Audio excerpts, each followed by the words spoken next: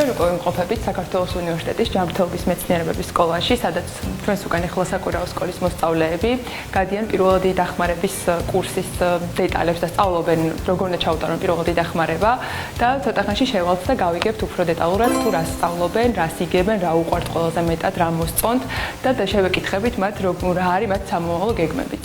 საქართველოს უნივერსიტეტი უკვე მეორე წელიწადია, რაც ახორციელებს ამ პროექტს HUGE ჯანმრთელი მომავლისთვის, სადაც ახალგაზრდები, თინეიჯერები, სკოლის მოსწავლეები სწავლობენ პირველადი დახმარების ბაზისურ ტექნიკებს, ისევე როგორც ანატომიის საფუძვლებს.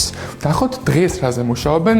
ახლა მოსწავლეებმა უნდა ჩაატარონ CPR, ანუ გულფილტვის რეანიმაცია, ნახოთ როგორ იმუშავებენ მულერზე და ჩვენც ჩავერთოთ და როგორ კეთდება ჩვენც ვისწავლოთ და გავიხსენოთ. პირველში რომ ხედავთ რომ ადამიანი არის უგონოდ და წევს ძირს, უნდა შევამოწმოთ მისი ცნობიერება. მხრებზე ხელის დარტყმით და დაძახებით, შეიძლება დაგეხმარო როგორ ხარ, რომ ვერ ვიგებთ მისგან ვერაფერს, გადავდივართ უკვე სუნთქვის შემოწმებაზე. და საძილე არტერიაზე ვადებთ ხელს და ვათავსებთ ესე და თან ხედავთ მოძრაობს თუ არა გონკერდი.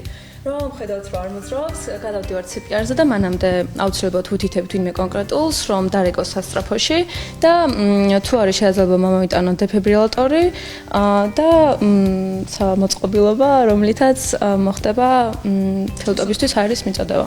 და მე ვიწყებ CPR-ს.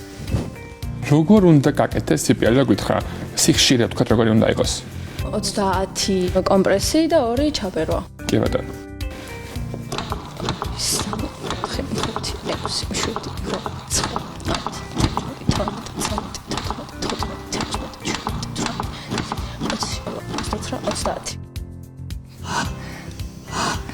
ხელები აქვს ძალიან სწორად, ჯერ ის რომ ორი ხელით იყენებს და ასევე აქვს გამართული იდაყვები და ისე აწვება რა ძალიან კარგი ტექნიკა არის. ეს არის დეფიბრილატორი, რომელიც უნდა დავადოთ, თუ ჩვილს ვადებთ, ერთი უნდა დავადოთ წინდან და მეორე ზურგზე, ხოლო მოზრდილებში კიდევ ერთი უნდა დავადოთ აქ და მეორე კიდე გულმკერდის დაბლა. ან თვითონ გეუბნებათ მოწყობილობა. შემდგომი ეტაპი რა არის, რა უნდა გავაკეთოთ? ეხლა CPR-ს ვაჩერებთ თუ ვაგრძელებთ ისე? ვაგრძელებთ. პარალელურად ხდება, უბრალოდ ხელი არ უნდა შევუშალოთ, ისე უნდა დავაკრათ, რომ და შემდეგ თვითონ მოწყობილობა თავადადიყოს, რომ გაიწიოს ყველა, იმიტომ რომ შოკი და დაეტყვა და ყველა უნდა გაიწიოს, არავინ არ უნდა შეეხოს და შოკს და მე ისე ვაგრძელებ ჩვეულებრივად. თქვენი დავალება რაში მდგომარეობს? ანუ ეხლა ამ წუთას მიმდინარეობს პირველადი გადაუბრუნებელი დახმარების ერთ-ერთი кейსის განხილვა, სადაც 10 წლის ბავშვი გადმოვარდა ველოსიპედიდან, აქვს მუხზე ღრმა ჭრილობა, თავისი ხრეშით და ასფალტის ნაბჩხონებით და უნდა გადავუხვიოთ და ასე ვთქვათ პირველადი დახმარება უნდა გავუწიოთ, სანამ ჰოსპიტალიზაციას მოვახდენთ. რას ადებთ ეხლა რო გითხეთ აი აქ? ძლიერი სისხლდენა არის და უნდა შევაჩეროთ ეს სისხლდენა, შემდეგ მოვწმინდავთ თუმცა არ მოვიღებთ უცხო სხეულებს ჭრილობიდან, ვინაიდან უცხო სხეულების ამოღებამ შეიძლება უფრო მეტი, ასე ვთქვათ, ზიანი გამოიწვიოს და ზიანი მიაყენოს და შემდეგ უკვე გადავუხვევთ და სასწრაფოს დაველოდებით. კი ბატონო, რამდენი ხანი შეიძლება რომ ეს ტურნიკეტი გაჩერდეს, სანამ დააზიანებს ფეხს მაგალითად? კი, ტურნიკეტი არ უნდა იყოს იმდენად მოჭერილი, რომ დაუშვათ ასე ვთქვათ, ფეხის დაბუჟება გამოიწვიოს, თუმცა უნდა იყოს მჭიდრო, რომ სისხლდენა შეაჩეროს და ჭრილობიდან გამომდინარე სისხლი შედარებით შენილდეს. რატო გადაწყვეტეთ, რომ ეს კურსი გაგევლოთ? პირველ რიგში ვფიქრობ, რომ ყველამ უნდა იცოდეს ეს ისეთი რაღაც არის, რომ პირველადი დახმარება შეიძლება ნებისმიერ ადამიანს ნებისმიერ დროს დაჭირდეს და ყველა უნდა იყოს მზად ამისთვის და რა თქმა უნდა ექიმობაც მინდა და მაგიტო. იმიტომ რომ ძალიან მიყვარს ზოგადად ბავშვობიდან ეს სფერო. ექიმობა სულ გინდოდა, ანუ და ამ კურსის გავლის მერე დარწმუნდი რომ უფრო გინდა თუ პირიქით რაღაც. რა თქმა უნდა დავრწმუნდი უფრო. მოდი ვკითხოთ ფაზარალებულს თავს როგორ გძნობს? ცოტა მიჭერს ფეხზე, მაგრამ კარგად. საბუჯებული ხო არ გაქვთ ფეხი? არა, კარგია. ესე იგი სწორად გადავს. ყველა საინტერესო რა იყო შენთვის? ჩემთვის ყველაზე საინტერესო იყო CPR-ის სწავლა, იმიტომ რომ ერთ-ერთი ყველაზე მნიშვნელოვანი არის, რა თქმა უნდა, ყველაზე მთავარი ეგ არის. CPR-ის გარდა მოზარდები ასევე სწავლობენ ყველაზე მნიშვნელოვან და ხშირად გამოსაყენებელ უნარს წნევის გაზომვას. ალბათ აკეთებენ სახშით საკმაოდ ხშირად. მოდით ნახოთ, როგორ უნდა გავზომოთ სწორედ წნევა. ეხლა ზომავთ წნევას, მაჟეტი მოვათავსეთ ხელზე და ვიწყოთ. ეხლა რას ვაკვირდებით, რო ვთქვათ? ხმას და ეხლა ნელ-ნელა უნდა მოვუშვათ ეს.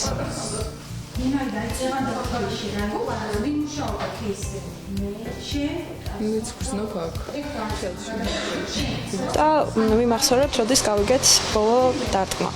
წნევა არის 170.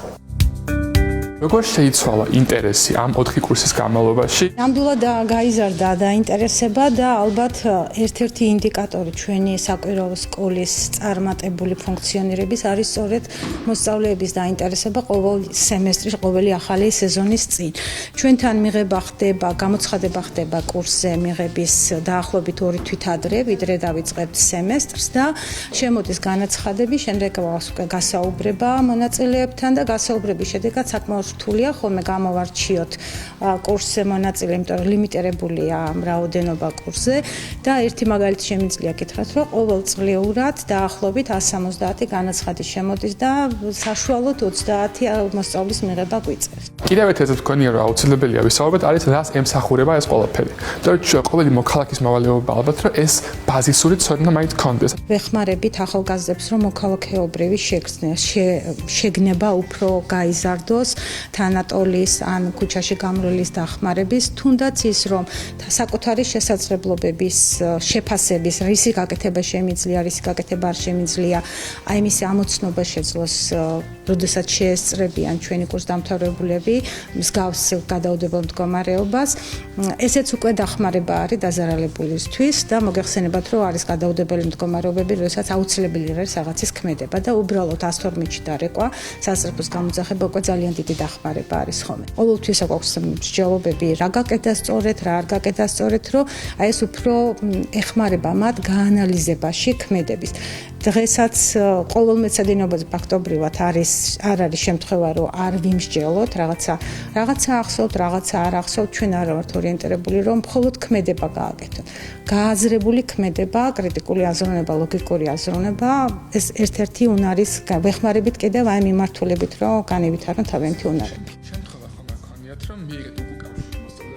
შემთხვევა ხომ არ ქონიათ, რომ მიიღეთ უკავშირ მოსწავლეებისგან, რომ აი სადმე გამოიყენეს ეს ცოდნა, ან ქუჩაში გამლოზე, ან ოჯახის წევრზე, ან მეგობრებში. დაემართა რაღაც მოსწავლის დავარდა, ან ცხოვიდან სისხლდენა ქონდა და აი არასწორად უკეთებდნენ და მივეცი რეკომენდაცია, რომ სწორედ გაეკეთებინათ. რაღაც მარტივი, რა თქმა უნდა, მათი ცოდნიდან, მათი კომპეტენციიდან გამომდინარე, თუნდაც ის, რომ მას აი მივეცი რჩევა, რომ სასწრაფოში დაერეკა, იმიტომ რომ შეაფასეს საკუთარი შესაძლებლობები, ესე ძალიან უკვე მიღწევა არის ჩვენთვის. ახლა შევდივართ ადამიანის სხეულის ანატომიის გაკვეთილზე. შევკვირვებით და შეგვიძლია რომ ვკითხოთ.